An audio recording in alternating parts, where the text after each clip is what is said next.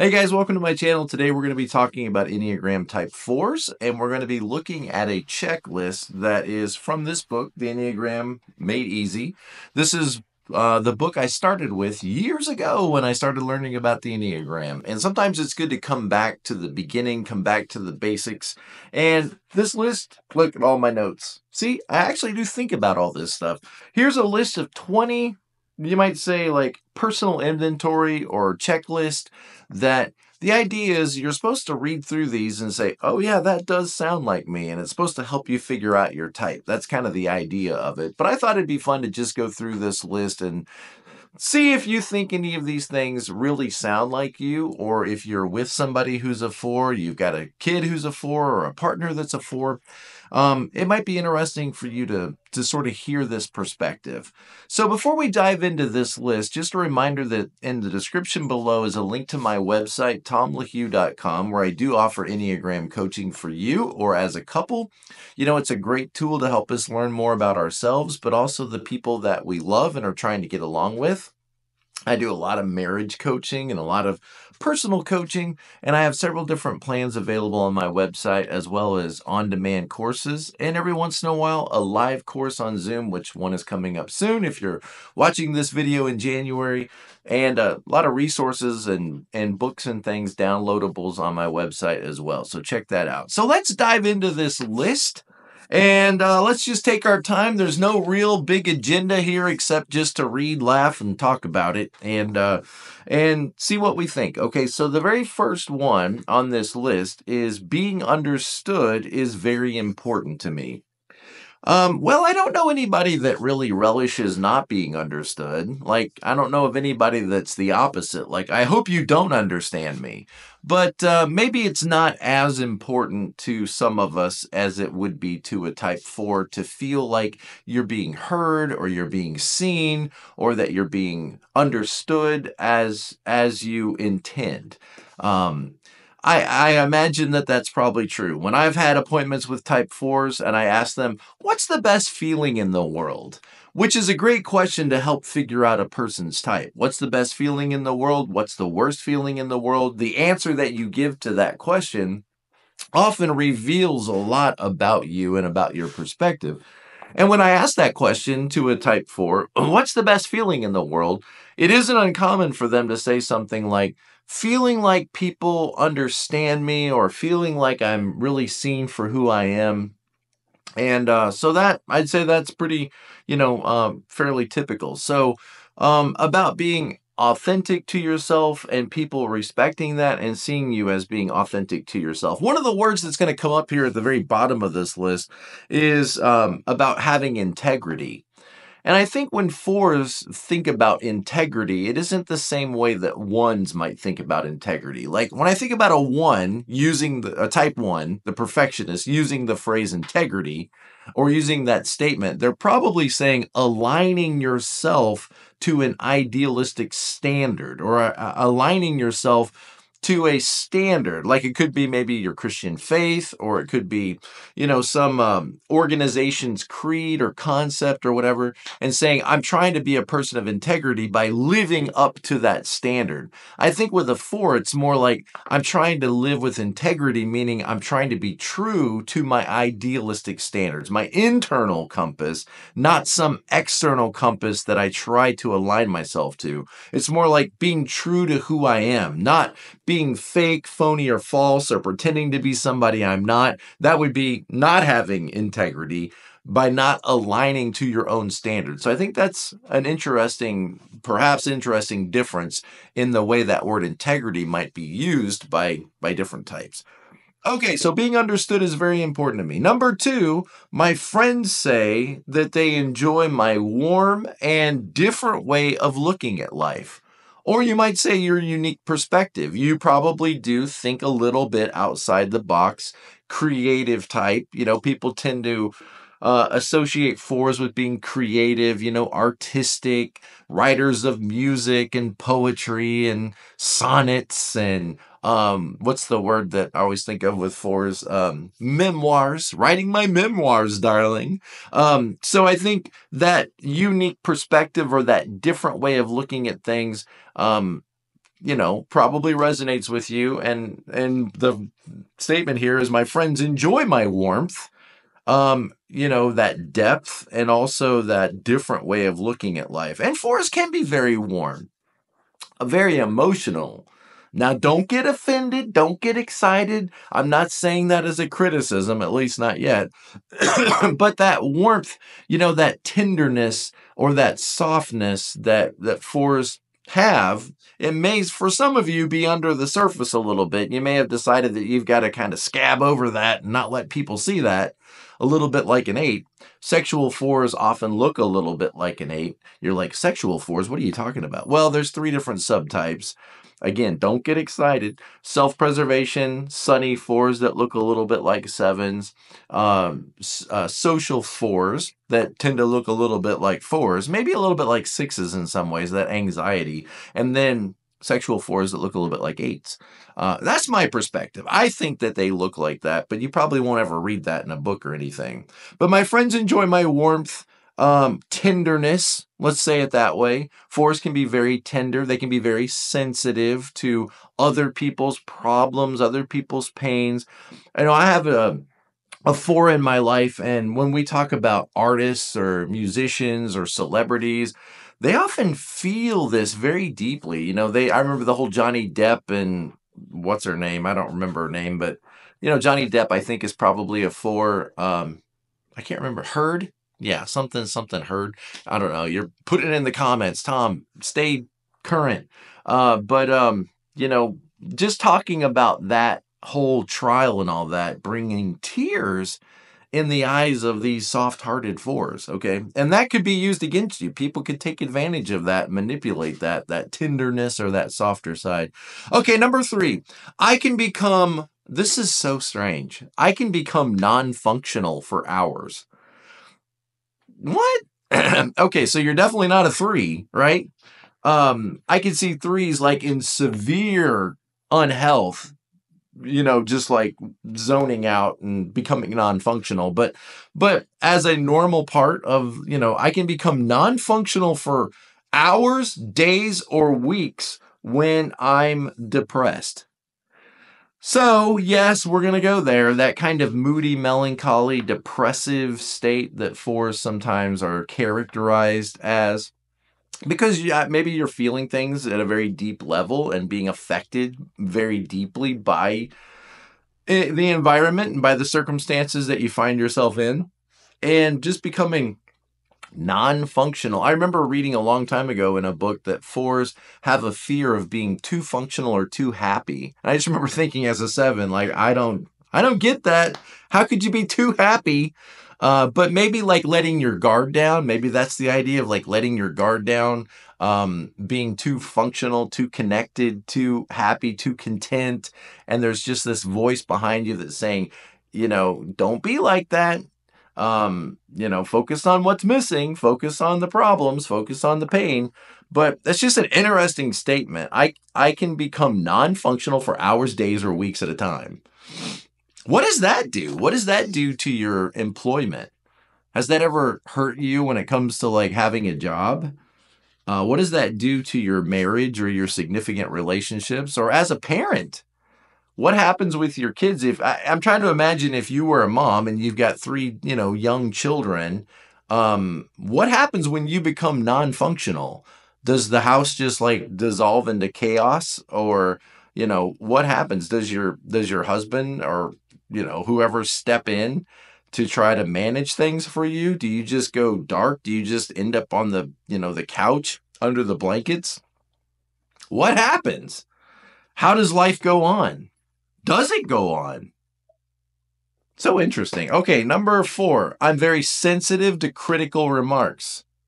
That's interesting because I wouldn't have put that down there, but it does make sense. I tend to think of type 1s as being the most sensitive to criticism, although they tend to be like the biggest critics, right? It's interesting how that works, but I could see this as well. Type 4 is saying, I'm very sensitive to critical remarks and feel hurt at the tiniest slight. Feel hurt at the tiniest slight. Like imagine that maybe a friend of yours just announces to you that they're getting engaged, where everybody would typically celebrate that. Oh, I'm so excited for you, Amanda. I'm so excited for you, Sarah. You're getting engaged. Let me see your ring. When is your wedding due? Where are you going to go on your honeymoon? Blah, blah, blah. That would be the typical response of a 6 or a 9 or a 2 or something like that.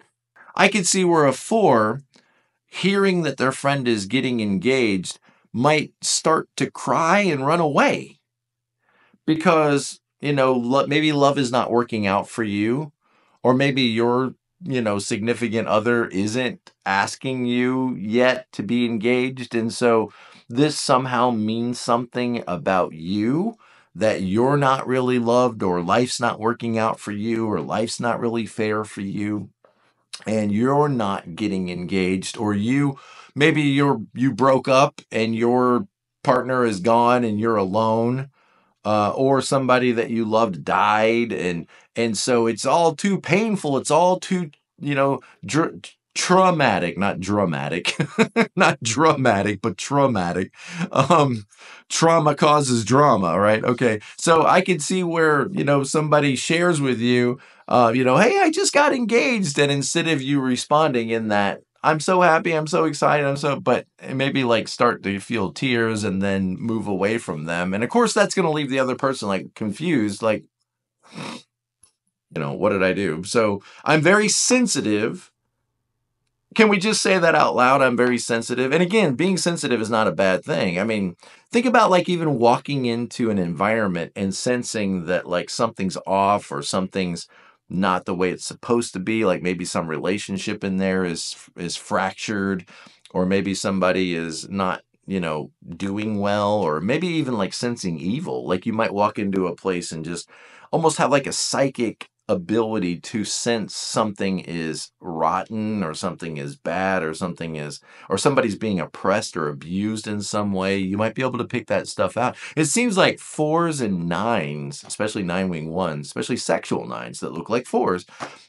Maybe it's that INFP thing. If you are an INFP, I don't know, but it's interesting. I just find it interesting, but very sensitive. And it specifically in this statement is to critical remarks. Like people are putting you down, or you feel like people are putting you down. The old proverbial moment would be when the daughter comes down and sits at the table, and the dad looks up at her and sees her, in a tank top or something, says, "Is that what you're wearing to school? You hate me, don't you? Oh my gosh!" And then runs away. And, like, he was just asking, like, is that really what you're wearing to school? But I remember somebody telling me that story, Is that what you're wearing to school? You hate me. Oh my gosh, I can't even anymore. I'm just done with this family. And runs away. Okay. Tom, stop. All right, number 5. It really affects me emotionally when I read upsetting stories in the newspaper. And that goes back to what I was talking about, Johnny Depp and, is it Alicia Heard or something? I don't know. But, just being sensitive to others and their pain, or people misunderstanding other people. It's very 4-like, if everybody in the community is rejecting somebody because they're different, it's very 4-like to go seek out that different person, to try to see beneath all the differences and really get to know that person as a person, to see them as an individual. Let me just ask you that. Do you see people as groups, or do you see them as individuals? And my guess is you're going to say, I see them as individuals. Isn't it interesting that a lot of people don't? A lot of people just see people as groups, or the groups they're in. They don't see them as individuals. But I think it's very 4-like that if everybody is, looking down on somebody or putting down somebody, for you to kind of like be drawn to that, to seek it out. What is it about this person that everybody's frustrated with or doesn't like? And I want to make sure that I give them the benefit of the doubt and really get to know them, and not just judge them by external, like I feel like you might feel judged by externals sometimes, and you want to get beneath that surface and see them as a person.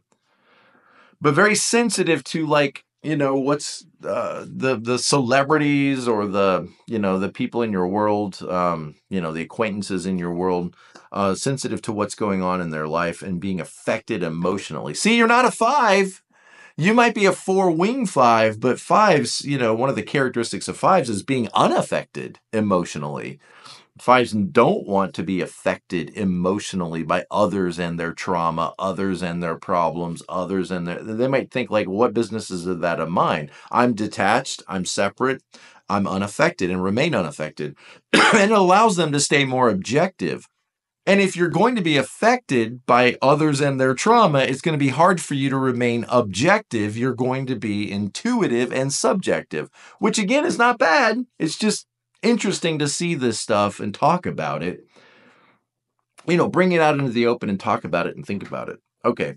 Number 6, my ideals are very important to me. And they also are a great source of pain and problem in your life. I get it. 7, 1, and 4 tend to be the frustration types or the idealistic types. Like, this could be better. This could be better. And just think that roommate always in your head ruining everything. Think of it like that. That idealistic perspective of this could be better or something's missing. Something's missing. It was a great birthday party, but Toby wasn't here. It's just constantly this roommate in your head that's always criticizing the present. Whatever was in the present, it's not really enough. Something's off. Yeah, it's really good, but everybody else likes it, so that makes it mundane. Just notice that I get it. I 100% get it as a type 7. It's going to be a little nuanced differently than a 4 might see it. But that constant chatter of the roommate in your head criticizing everything and telling you that it doesn't quite measure up to what it could be. It's just a great source of pain, misery, and frustration in our lives. And, being present to life is being more willing to accept things the way they are and to have pleasure and happiness and enjoyment in things the way they are. And that means releasing and letting go some of that idealistic standard of how it could be better. It could be so much better. Yes, it could be, but we don't live in the Garden of Eden. Life is not perfect. It's never going to be perfect in this life. So we might try to squeeze out as much happiness and enjoyment as we can along the way. Of course, you're listening to a 7, so what's my perspective going to be? Big surprise, right? All right, so my ideals are very important to me. Idealistic. This could be better. Okay, number 7, I cry easily. Yeah, interesting. A lot of us don't. 8s probably don't. I've had 8s that when I'm talking to them and I start to get beneath the surface and it gets a little bit sensitive or painful, they will shut their camera off because they don't want me to see them cry. Interesting. And a lot of times when I have appointments with 4s, they'll cry 5 or 6 times in the appointment. Just talking about life, just talking about people, just talking about their past or circumstances or whatever. I cry easily. Beauty, love, sorrow, and pain really touch me. So again, sensitive. Sensitive is not a bad thing. It's just we want balance in our life. We don't want to maybe be overly sensitive because it could present all kinds of problems in our life and keep us from having the connections and the future that we really want for ourselves. And just also, I don't necessarily have so much energy to give away to everybody else and their story and their problem, right? I've only got so much. It's exhausting. So I cry easily. Beauty, love, and sorrow and pain really touch me. And that's maybe why music feels very important to you, or poetry feels very important to you, or reading stories, getting lost in stories and characters, novels, and all that could be very important to you because beauty, story, sorrow, love, pain, all of these things greatly affect you. Think of it like that. If your taste buds are dead, then you could eat anything. You don't care, right? But if you are a super taster and you can taste everything in all of its nuance, then the world is a smorgasbord for you. And as a 4, if you tend to have a heightened sensitivity to things like this, then you could see where you might be more willing to spend time, energy, and attention on those things because they feel much more meaningful to you than they might to another person. Okay. My melancholy moods, you knew we were going to go there, right? Melancholy. What a word, melancholy. It just means like, There's no real big problem. It's what they used to call the blues. What I think they used to call the blues. Karen Carpenter. I wonder if she was a 4. Put it in the comments below if you think Karen Carpenter. There's probably, probably 2/3 of you are like, who's Karen Carpenter? But what? Nothing's really wrong. But I've kind of got the blues. I've kind of got this, melancholy feeling like life could be better, or life kind of sucks, or, it's not working out the way I thought it would. And it feels kind of disconnected, lonely, painful. My melancholy moods are real and important. It's important that I pay attention to them. I don't necessarily want to get out of them. There's where we part company, my friend, is I don't like it when I get into that melancholy state. And I can get there as a 7. 7s can be a little bipolar sometimes. We're very manic and excited when we're around people and there's something to do or something we're interested in. But then when there's not, I can get pretty down, depressed, discouraged, melancholy. Nothing's really wrong. It's just, why are we stuck here in this house? Why are we stuck here? It's a beautiful day outside. We could be out there having fun, but we're just stuck because we got to go to the doctor's appointment later. Ugh. Melancholy moods are really important, and I don't necessarily want to get out of them. I do want to get out of it. If I could wave a magic wand and get out of that, I would. And sometimes, reframing and positive thinking and positive mindset and all this stuff, I do get out of that. Don't want to be in there. And I think that's one of the big differences between, I don't know, Tom, am I a 7 or a 4? Well, when things are going down and things are going sad and things are getting, difficult, do you tend to mull it over in your head and stay in it? Or do you wish you could escape it? That might be a good indicator right there. I often long for what others have. There you go, sin of envy, right? I often long for what others have. And you may say, no, I don't. I don't. Okay, well, envy can show up in a lot of different ways. There's, the classical thought of envy, like, what makes her so special? Why does everybody think she's so great? There could be that kind of envy.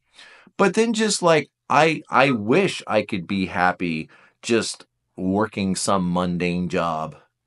I wish I could be happy, just being a teacher or a nurse and making a living, but I just can't see myself settling for that kind of life. I have to do something more meaningful and important, which I got no problem with that. Do something meaningful. Just realize being a teacher and a nurse is also meaningful. And paying your bills, having a job that pays your bills so you can take care of yourself and your family is also very meaningful, even if the job feels a little bit mundane, right? But just that feeling like, I wish that my life was normal. I wish that I could be normal. I wish that it was so simple. I wish that my family just worked out and understood me and got along. I wish that I could just wear brown shoes and jeans and a sweater and feel okay in life. But I just can't. So envy can show up like that too. I wish that I could be okay talking about football and the weather and politics. But I just can't do those things because they're not true to my true self. Okay. So feeling envy for other people or envy for what others have, maybe even like their marriage or their family or their kids or, things like that as well. Others' life, the life they have. Number 10, I try to support my friends, especially when they are in crisis. Yes, I think when you're in crisis, if you want somebody to make space for you, go to a 9. If you want somebody to objectively tell you, an analysis of your crisis and how you got there, go to a 5. If you want somebody who's willing to go deep into the pain with you and, identify with that pain with you, probably go to a 4. The healer. One of the names for the 4 is the healer. Again, now remember, 4 is when you're not doing so well. You're the sick one. You're the infirmed one. You're the victim of everybody else's problems, right? But when you're doing better, you're able to spin that around, and the patient becomes the doctor. The infirmed one becomes the physician, and you're able to help people work through their mess Because you get it. Life can be a mess. You know what it's like to be mistreated or misunderstood or have your rights ignored. You know what it's like to go through trauma in life. And so you're able to come alongside of other people in a non-judgmental way. See, not a one. Well, let me tell you what you did wrong there. See, you know where you screwed up is, see, your speaking style is not preaching. And so you don't necessarily preach at other people in their pain and suffering, but probably more likely to identify with them and validate that pain. And at the end of the day, I think that's what fours often want, is somebody to see them in their suffering, see them in their pain, and then validate that pain, that life is not fair and that it is difficult. And I'm sorry you're going through that. And those words can be so healing, but people often don't do that. They just give you a get well card and say, well, you should stop feeling that, get out of that. And that's where that four's integrity. Well, I can't pretend that I'm not feeling what I'm feeling. Well, I'm kind of all over the place in my 70 way. We're all a little messed up, guys. Every one of us has got some problems, and you can definitely see mine and my, weird way of thinking, my rabbit. I heard a new word called dolphining. Dolphining is when you're like, having a conversation about something that you're interested in, OCD about stuff. I'm very much like that, whatever I'm interested in. And then it kind of goes beneath the surface, and then we talk about other things, and then all of a sudden I pop out again somewhere else with another comment about whatever, and it's like, how did you get from, talking about trucks to talking about graduate school? But in my mind, it all made sense, and then I just dolphined out, with another topic. Interesting. Do you do that? I'm doing it right now. Talking about dolphining. Okay. Let's see. I long for what others have, support my friends. Number 11, I live in the past or in the future, I have a hard time staying in the present. The present sucks sometimes, right? I mean, it just does. I mean, it's not that we don't love God. It's not that we're not content with life. It's just sometimes the present can be really, really challenging and not comfortable and painful and sad. And I get it. The present can be a real pain in the butt sometimes. So the preferred past, the idealistic past. Oh, if I could have just lived 2,000 years ago in ancient Rome, or 4,000 years ago in ancient Egypt, or in the future, thinking about this future when you're going to be studying opera in Vienna or studying art in Paris or whatever it is. This future is more acceptable, or this past is more acceptable than right now in the present. But fours, when they integrate to one, which is a very present-minded type. Compliant ones, twos and sixes, often live more in the present. And so part of that integration is you being more present to life and doing what needs to be done, taking care of business, taking care of what needs to be done in life.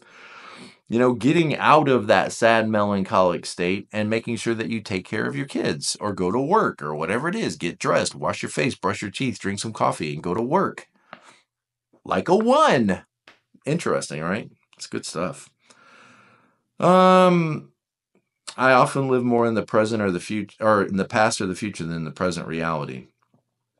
Yep. Number 12, I place great importance on my intuition. What is your intuition? It's kind of that stuff without knowing how you know it. You just know it. You just are aware. There's some sense within you that picks up information. So, it's that inner voice, that inner guidance system, that inner compass that's often very affected emotionally. And remember, emotions and intuition, it's a great source of information, but it shouldn't be the only source of information. You do want to stay objective as well and make sure you're challenging and balancing that intuition and that emotional knowledge with objective facts and data. 5 wing. Notice that. 4 right next to 5. Why? Because 4s need that objective 5 perspective, and 5s need that intuition or that internal perspective as well. And we want to balance that a little more.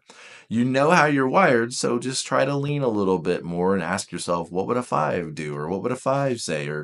And if you don't know, learn. Keep learning. Keep watching videos. Keep reading. Keep learning about 5s and 3s on either side of you. 2s and 1s. You integrate to 1. You disintegrate to 2. What does that mean? You want to know what that means so you can catch yourself in the moment before you ruin your own life. We all do this. We all ruin our own lives because we're not really in charge. Our personality takes over.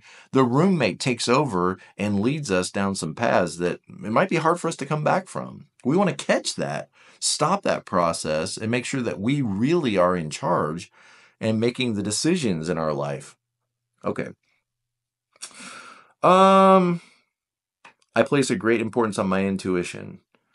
Right. So I've got to follow that, See, I got to follow that. I feel like somebody is not being honest, or I feel like somebody is not being true, or I feel like somebody's not being. So I need to follow that. I need to go with that. Sometimes. Number 13, I try to control people at times. That one, I just put a question mark next to that one. I try to control people at times. I'm interested. Do you think that's true? Do you think is that valid? Is that fair? I mean, I guess all of us kind of do that in our own ways, but I would not have put that down as force, like trying to control people. Do you try to control people? How do you try to control them? Do you try to manipulate them? Are your stormy, dramatic moments a way of trying to control people? If they don't give me what I want, or they don't, see me for what I want them to see me, then I'm going to have a big dramatic moment. I'm going to yell at them or demonstrate anger at them. Are you aggressive? Are you passive aggressive? Does this resonate with you? I would not have put that down. I would not have put that down there, but maybe I should consider it. Maybe I should think about it. Fours are a controlling type. I don't know. I wouldn't have thought that, but it's interesting that it's there. And I wonder if you guys resonate with that at all. I try to control people at times. Number 14, I hate insincerity and a lack of integrity in others. And again, I think that the integrity needs to be nuanced with that word insincerity. Because I don't think it's like you hate a lack of integrity. Oh, I saw Billy smoking. First of all, Billy, what am I, in 1980, 1960? I saw Zach smoking. Oh, he doesn't have integrity. I don't think that's what this is talking about. Like the way a 1 would think of integrity. I saw Zach kissing a girl at the football game. He doesn't have integrity. I don't think that's what this means. I saw Zach listening to Ozzy Osbourne. He doesn't have integrity. I don't think that's what it means. I think it means somebody is not staying true to what they identify as in their life. Somebody is not being sincere. They're being insincere. They claim. I don't think a 4 cares as much what you claim. It's just be true to what you claim. It's not that you do things that are stupid and idiotic, other people. It's just that you it's when you don't stay true to those ideals. If you claim that you're a conservative, or you claim that you're a liberal, or whatever it is, but then I see you not being true to that claim, now who are you? I don't know who you are anymore, because you're not aligned. You're incongruent. And when you're incongruent or insincere, then that looks like a fake, phony, and false. And now I think a 6 would see things in a similar way. Is you're not somebody that's honest, somebody that I can trust. I think a 6 would look at it more like you're not somebody I can depend on. You're not reliable. You're not going to be a source that I can depend on in times of crisis. I don't think 4s would see it that way. They would just say, you're a phony, or you're, what's all the words that come to mind? You were not. Okay. You get what I'm saying. You get what I'm saying.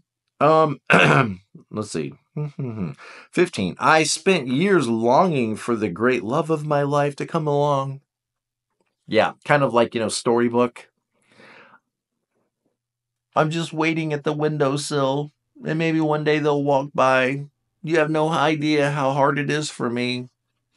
And it's like, go to 1 and get on a dating site, and go find that person.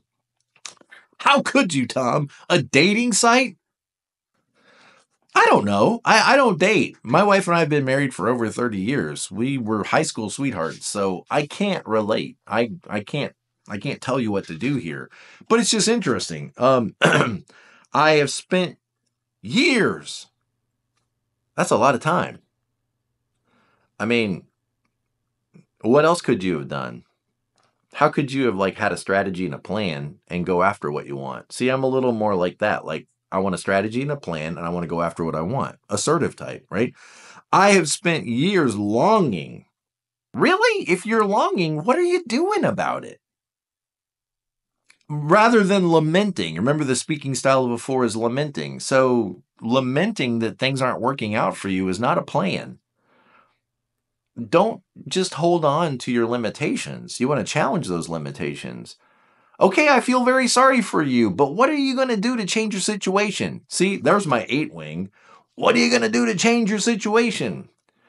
Do you really want to change your situation, or do you want to be seen as somebody that's enduring a great amount of suffering, that's life's not fair for you, it's not working out for you? What do you get from that? I mean, what really at the end of the day do you get from that? Everybody's pity, sympathy, everybody's validation. Is that really what you want?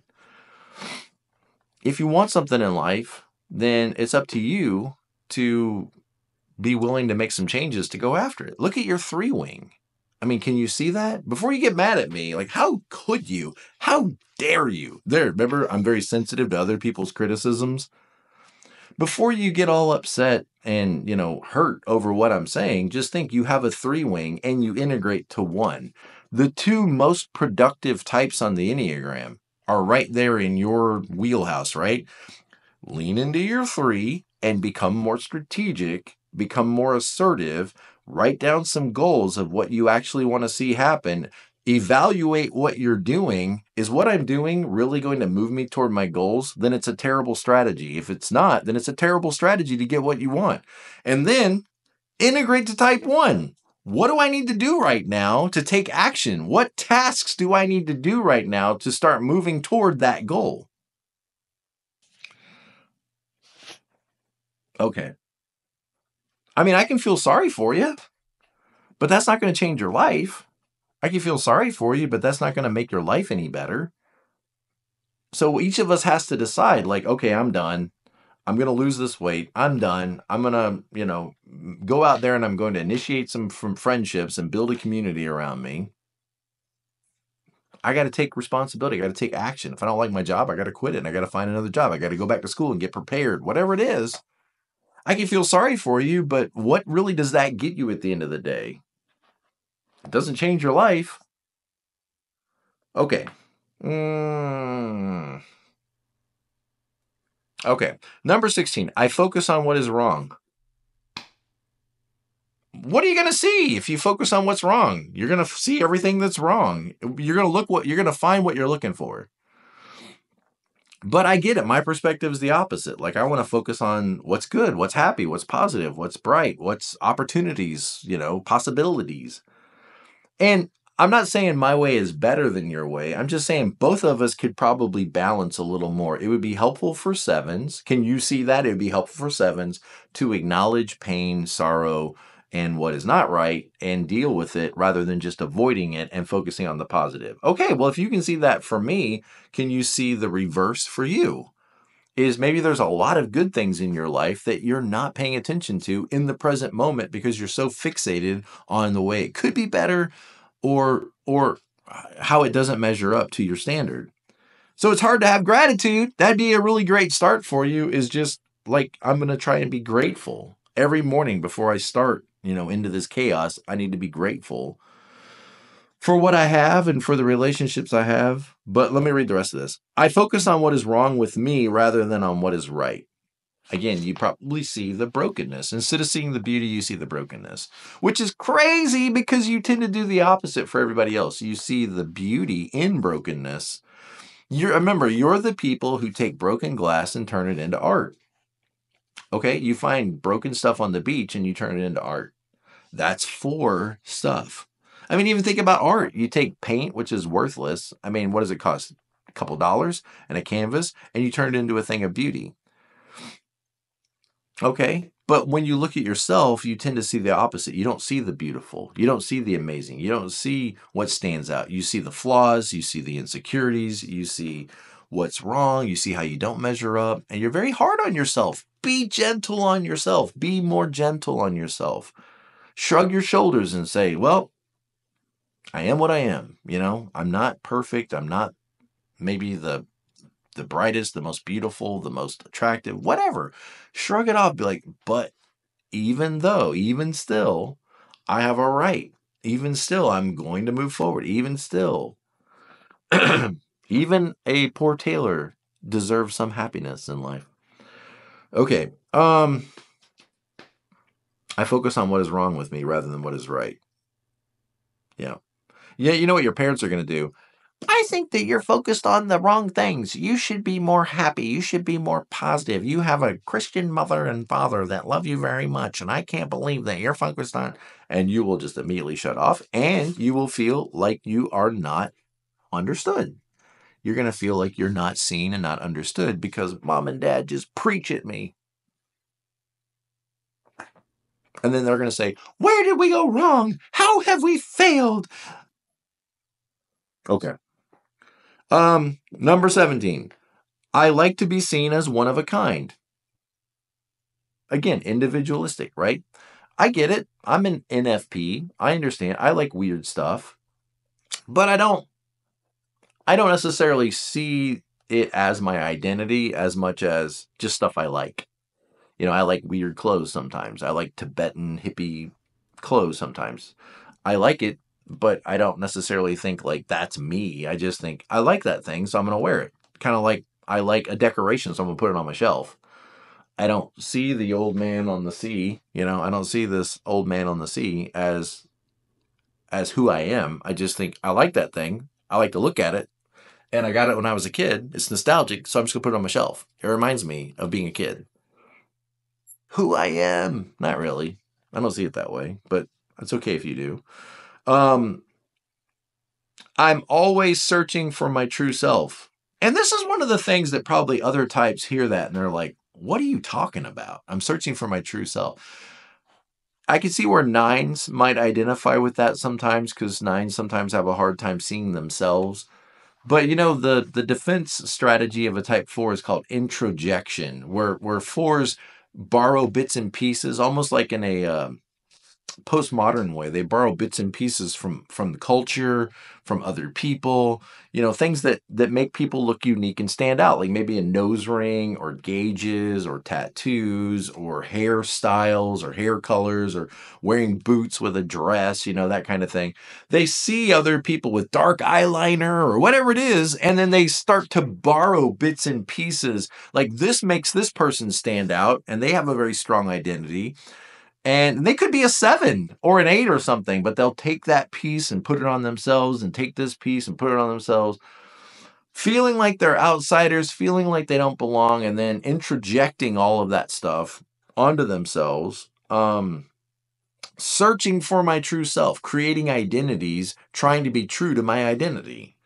And the rest of us are going to look at that just kind of scratching our head like, you know, you already are yourself. Like, you don't have to try to find yourself. You don't have to try to be yourself. Just whatever you are is a unique, special individual. And you don't have to try to search for that. You don't have to try to become that. And I mean, contrast that with people who wear khaki pants and a green shirt every day and go to work. You know, they just are like drones. They're like non-player characters who just don't think about this kind of thing. They're just not cognizant of it. Like they don't worry about it. What a great stress it must be. I mean, we see it show up in all these productive, creative ways, but what a great stress it must be to constantly feel like you're searching for your identity or you're constantly trying to demonstrate or display that unique identity to the world. That's going to be exhausting. And then when people look at you funny, then you're going to be sensitive and hurt and feel misunderstood. And people are going to look at you funny. They are going to look at you funny because you're standing out. You can't stand out and be different and then be upset when people think you stand out and are different. But I think part of it is I don't want to be judged for how I look, so I'm not going to look like everybody else. I want people to know me as an individual, and so I need to stand out as an individual, and then people need to get to know me. I don't want them to like me simply because I'm pretty. I don't want them to like me simply because I'm successful. I don't want the appeal to be some kind of cookie cutter appeal that other people could have. I want people to get to know me and see me for who I am. I think that's part of the thinking mechanism behind it. So interesting. It's so interesting. So fascinating. Okay, where are we? Sometimes I feel very uncomfortable and different, like an isolated outsider, even when I'm with my friends. And again, I think fives would agree with that, but fives are more okay with it. I think fives are okay being outsiders. They're okay not fitting in. They're more okay being the village hermit, that lives on the edge of the village and casts spells to slay dragons. I think fours, this is troubling. Like fours wish that they could be a part of that group. They wish that they had that connection, but for whatever reasons, it just doesn't work out for me. And fours, a good word for fours is outliers. They tend to be outliers. Think the opposite of joiners. There's joiners and then there's outliers, right? And fours would tend to be outliers. And since I don't fit in or I don't feel like I'm a part of the group, my heart goes out to other people who aren't fitting in or who aren't part of the group. And I want to get to know them for who they are, not just believe all of the things that the crowd says about them. I need to get to know them individually. And so you might give the benefit of the doubt to other deviants in the culture. I don't mean deviants like wicked. I just mean deviants like people who deviate from the norm. You tend to think, well, let me hear that first. Let me inspect that first before I make a judgment about it. Just because of the way they look, I'm not going to judge based on that. Which you do, though. You absolutely do, like everybody else, judge the way people look. Because if I show up in khaki pants and a Docker, you're going to think, oh, fat dad. Yeah, he's just another fat dad. He's just another fat daddy. Yeah, okay. All right. Sometimes I feel uncomfortable and different, like isolated outsider, even with my friends.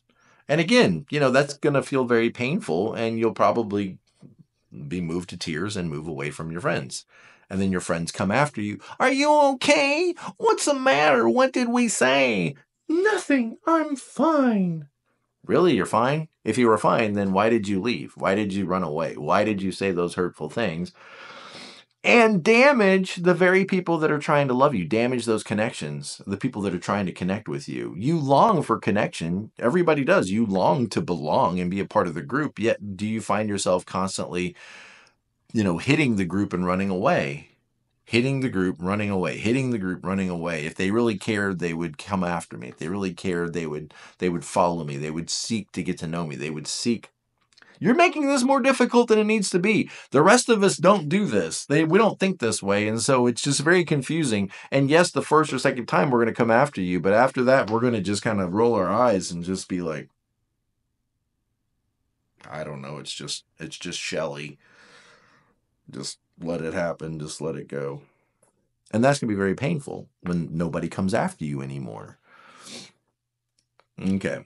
Number 20, last one. When people tell me what to do, I love it. Do you love it? Do you love it when people tell you what to do? You know what the never ever phrase is for fours? Never tell a four what to do. Because you depend on your own inner guidance system, your own intuition, your own voice. Often, quite frankly, it's the roommate in there who's just kind of making everything difficult. But when people tell me what to do, I often become rebellious and do or wish I could do the opposite. That's called objectionable. Objectionable defiance disorder. So you and eights tend to share this, like the rules don't apply to me, or I don't have to follow along with the group, or yes, everybody wants to follow along with that norm and conform. You are a nonconformist, which again, the word deviant. You deviate away from the conforming. You would not enjoy it. Actually, you know what? If you were in a culture full of conformists, you would probably like that because it would be easier for you to deviate away from it and be a little different, unique, and special. When everybody deviates from the norm, what do you do then? You see, you have to really double down and go really far in your efforts to try to stand out and be different when everybody is in a culture of standing out and being different. Interesting. Anything else? Well, I got all kinds of notes of stuff I wrote down, but that's probably enough for today.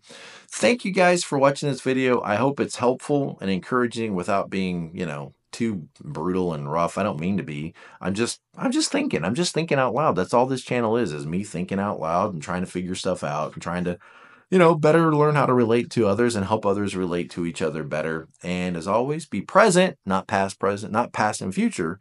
Be present to life. Be grateful. There's so many great things in life. So many people that love you and care about you. And maybe you've burned some bridges, but you can go back and try to make amends, under stress. Fours look like a 2. Maybe you need a little more 2-ness, a little more be nice. Be nice. If you don't know what else to do, just be nice. Yeah, but that's fake. I don't really like them, so how can I pretend? That's insincere. Well, sometimes you just got to suck it up. 3-wing. You got to play a role sometimes. You're telling me not to be true to myself? Tom, you're re-traumatizing me. I already know. I've had this conversation before, okay? I'm not trying to re-traumatize you. I'm just trying to help you get through and navigate the challenges of life and ask yourself, what do you really want? What do you really want in life? And if you define what that is, then you need a good strategy to go toward what you really want in life. So be present to life. I love you guys. I'll see you next time, and take care.